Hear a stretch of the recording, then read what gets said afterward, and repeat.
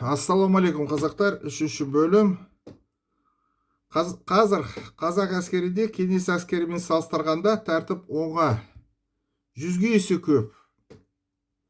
Егер біз кеңес әскерінде 2 жыл қызмет атқардық, және кеңес әскеріндегі барлық әскерге шақырылушылар бірге қызмет еттік біз. Ал қазір қазақ әскерінде 1 жылдан аз қызмет атқарып, 2 әскерге шақырылушының бір-бірінен бөлек қызмет атқарып келеді. Ауғанстандағы мен әскери бөлімдерімнің бірінде жаппай тәртіпсіздіктер мен кісі өлтірулер бүкіл қазақстандық армияны біріктіргеннен гөрі салыстырғанда Ауғанстанда көп болды. Бірақ біз әскери борышымызды әлі де орындадық. Статистикалық мәліметтерге сүйенсек, қазақстандық армияда апаттан азаматтық өмірге қарағанда әлдеқайда аз жігіттер қаза табады. Қазақ әскерде жігіттерді офицерлер мен сержанттар тәрбиелеп отырады.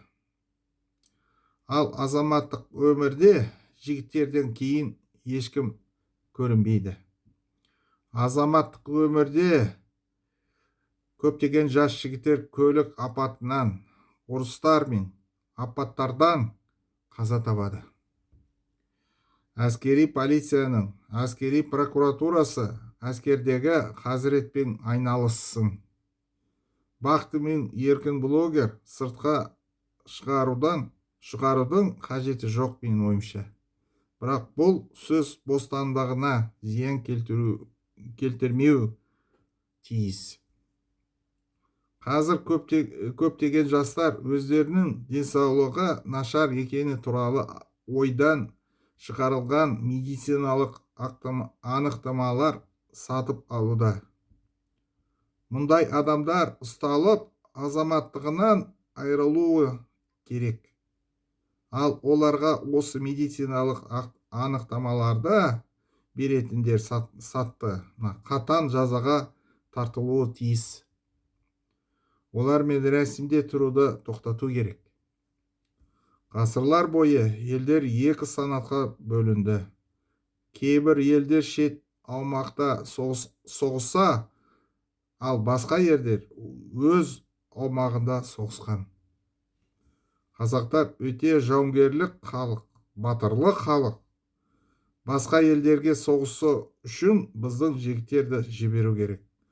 БУ ООН мандатына сәйкес бұл үшін жақсы ақша төлеу керек. Қазақ жігіттері шетелдердегі қазақтардың даңқын және жене берсін, әкелсін. Бізге ақпараттық сатымызды өзгертуіміз қажет. Қазақ батырларының атағын қалпына келтіру керек. Басқыншылар қазақ батырлардың рухын әдейі басып алды. Бізге қазақ батырларын рухы қайтадан көтеру керек. Көрметті қазақтар, менің арнама жазылыңыз, ұнатулар қойыңыз, сүйіктемелерімізді жазыңыз. Назарыңызға рахмет, сау болыңыз.